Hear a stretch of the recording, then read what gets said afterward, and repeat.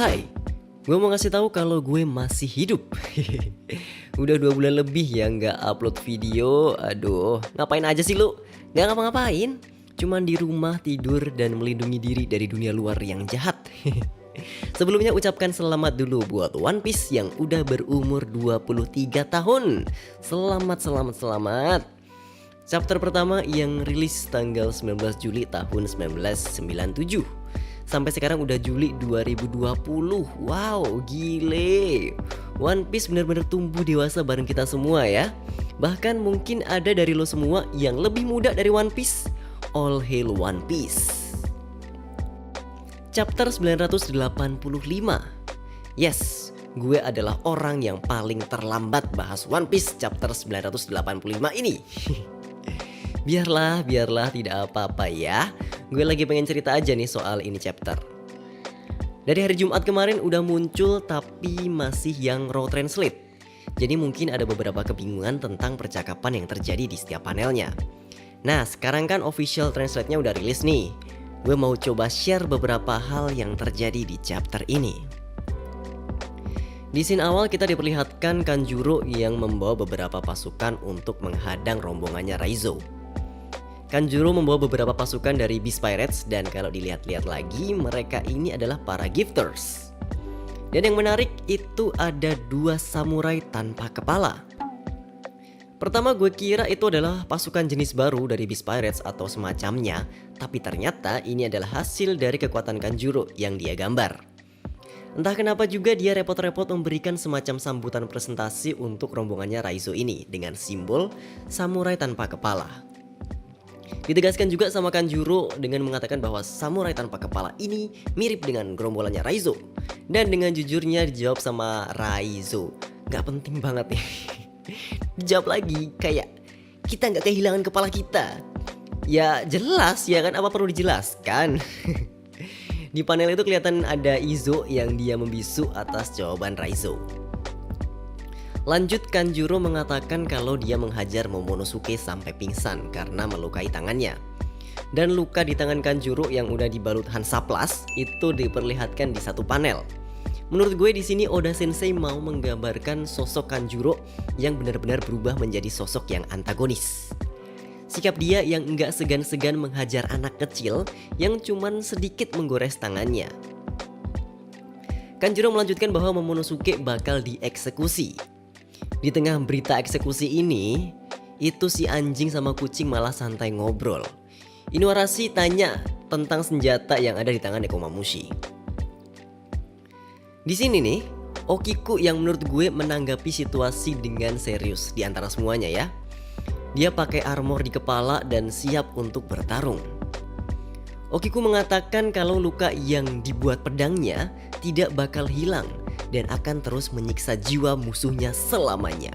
Wow, gue rasa pedang Okiku ini juga bukan pedang sembarangan ya. Mungkin termasuk Owazamono semacam Enma atau Shusui? Mungkin.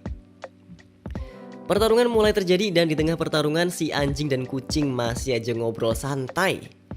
Sekarang gantian nih, si Nekomamushi tanya ke Inuarashi soal pedang yang ada di kakinya. Si Inuarashi ini malah jadi mirip kayak Shiki ya. Jadi itu si kucing memasang semacam pistol di tangannya yang buntung.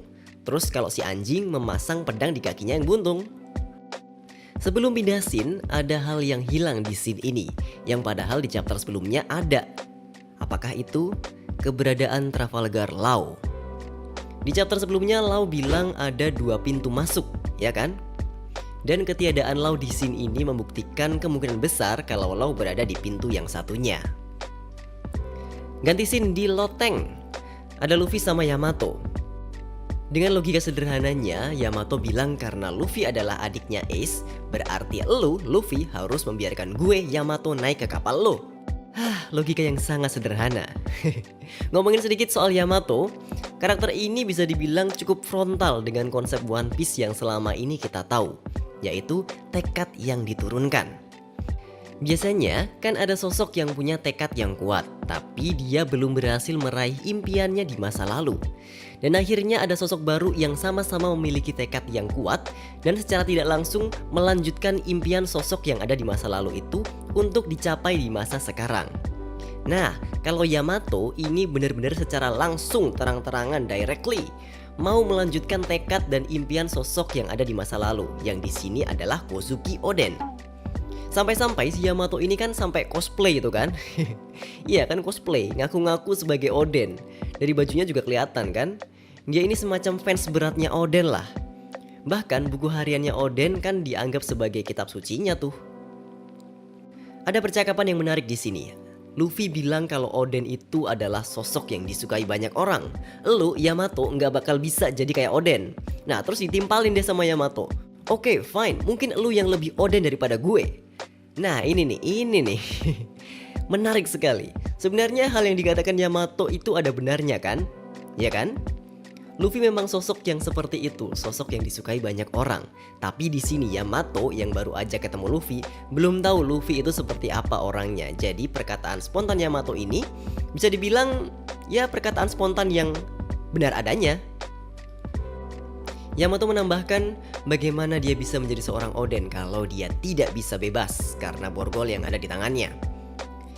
Dia bilang kalau dia pengen banget pergi berpetualang bersama Ace dan teman-temannya, tapi dia terbelenggu di pulau ini sejak umur 8 tahun. Nah, kalau ditranslate versi yang sebelumnya, yang masih raw translate, ada kebingungan di sini. Sebelumnya dibilang kalau Yamato itu nggak bisa ikut Ace ketika dia umur 8 tahun. Tapi yang sebenarnya begini maksudnya. Dia nggak bisa pergi dari pulau itu sejak umur 8 tahun, bukan ketemu Ace pas umur 8 tahun. Borgol itu akan meledak jika Yamato meninggalkan pulau. Mungkin saja hal itu adalah hal bohong, tapi Yamato cukup paham bagaimana sosok ayahnya itu. Hal yang mirip terjadi juga sebelumnya pada Sanji kan. Dia dikasih borgol juga yang katanya bakal meledak kalau dia kabur. Aduh, hubungan ayah dan anak yang sulit ya. Tapi kalau dipikir-pikir lagi, di dunia One Piece itu hubungan ayah dan anak kandung itu nggak ada yang beres deh kayaknya. Coba tuh, Luffy tuh dari kecil udah tinggal sama ayahnya ya kan, ayah kandungnya, si Dragon. Terus sama kakeknya juga cuma dititipin ke bandit gunung. Terus siapa lagi? Usopp. Usopp juga ditinggal sama ayah kandungnya. Bahkan itu ibunya lagi sakit ya kan. Zoro entah siapa ayahnya, dari kecil udah sendirian. Hey Oda Sensei, ada apa dengan hubungan ayah dan anak di komikmu ini ha? Yamato menceritakan tentang bagaimana masa kecil dia yang sering dihajar oleh sang ayah ketika dia menantangnya. Dan soal borgol yang membelenggunya selama 20 tahun. Tapi dengan santainya Luffy menawarkan diri untuk membantu melepaskan borgol itu. Belum sempat membantu melepaskan borgol, Kaido mulai pidatonya dengan kata-kata pengantar. It's been 2 years since Whitebeard's Paramount War. Menarik ya bagaimana Kaido yang akan mengumumkan sesuatu yang besar dengan membuka pidatonya mengatakan tentang perang dahsyat yang terjadi 2 tahun lalu. Pada intinya di sini Kaido mengatakan bahwa pemerintah sudah punya kepercayaan diri untuk menghentikan para Yonko. Pembubaran Shichibukai itu adalah salah satu tandanya. Dan mengumumkan aliansinya dengan Big Mom dan akan mendapatkan senjata kuno. Ketika itu juga Big Mom muncul. Kalau lo perhatiin ada panel di mana ada efek-efek seperti petir gitu waktu kedatangan Big Mom. Dan di panel yang lebih besar memperlihatkan rombongannya Big Mom itu datang.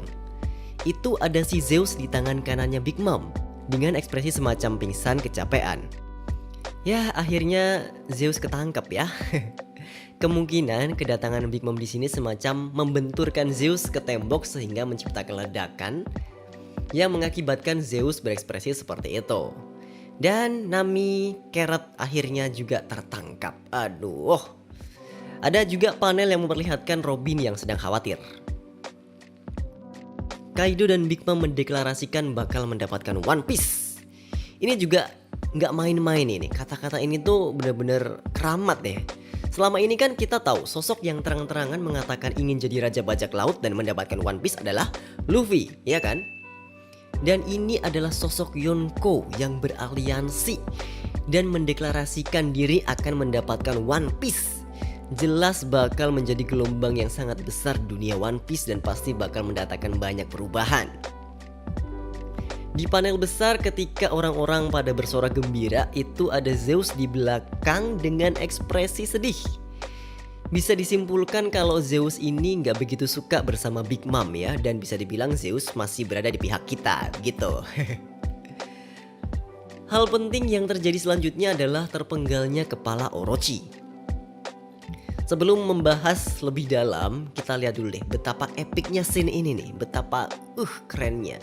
Dimana Kaido memberikan tebasan langsung ke leher Orochi, dan pedang yang digunakan itu adalah pedang yang disediakan oleh King. Keren banget kan? Itu kelihatan banget kayak, ya bisa dilihat deh di sini siapa tangan kanannya Kaido, ya nggak?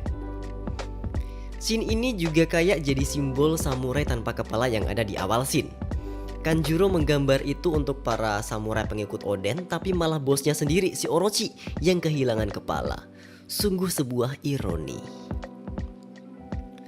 Banyak orang yang berspekulasi kalau Orochi nggak benar-benar mati di sini. Alasan sederhananya ya adalah ini adalah One Piece bro, ya kan? Suatu tokoh nggak bakal mati terbunuh begitu aja.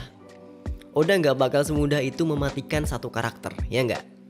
Alasan lain berdasarkan buah iblis yang dia punya, yaitu tipe Mythical Zoan Yamata no Orochi. Ular yang punya 8 kepala. Kalau satu kepalanya putus, masih ada 7 yang lain, ya kan? Ada juga yang mengatakan kalau Orochi yang dipenggal ini adalah gambar dari Kanjuro. Semacam bunshin gitu dan tubuh yang sebenarnya sedang bersembunyi. Kemungkinan ini juga bisa aja sih. Melihat si Orochi kan orangnya pengecut kan, bisa aja gitu. Seperti juga yang di scene akhir-akhir yang menunjukkan pedang Okiku berlumuran darah dan dia menangis. Di sini apakah dia benar-benar berhasil membunuh Kanjuro dan menangis karena sedih? Dia membunuh orang yang dia anggap rekannya selama ini atau gimana?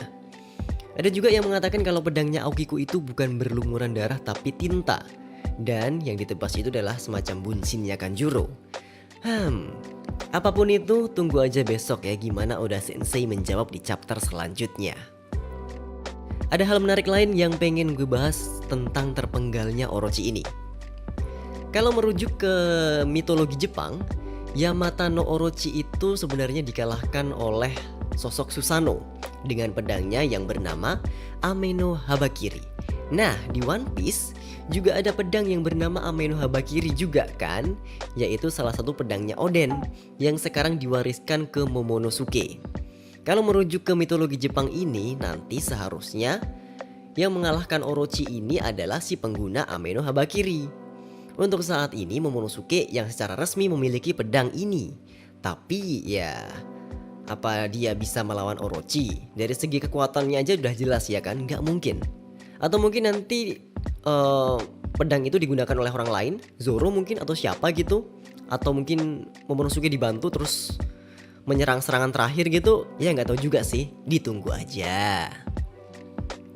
Scene selanjutnya Kaido yang memberikan pilihan ke para pengikut Orochi. Mau bergabung bareng Beast Pirates atau mau melawan dia dan mati di sini. Terus mendeklarasikan New Onigashima dan menunjuk Yamato sebagai shogun secara sepihak. Mungkin yang perlu dilihat di sini adalah ekspresi si Yamato ya, yang nggak terima begitu aja. Secara dia itu pengen banget jadi Oden dan mau berpetualang bebas. Dan kita harus menunggu 2 minggu untuk chapter selanjutnya. Ya sabar dulu lah ya untuk update-update selanjutnya. Oke, itu tadi cerita gue tentang chapter 985 ini. Terima kasih yang udah nonton videonya sampai sini, subscribe dulu lah ya. Tungguin aja konten lain yang bakal gue upload selanjutnya. Sekarang gue pamit dulu, thank you and see ya.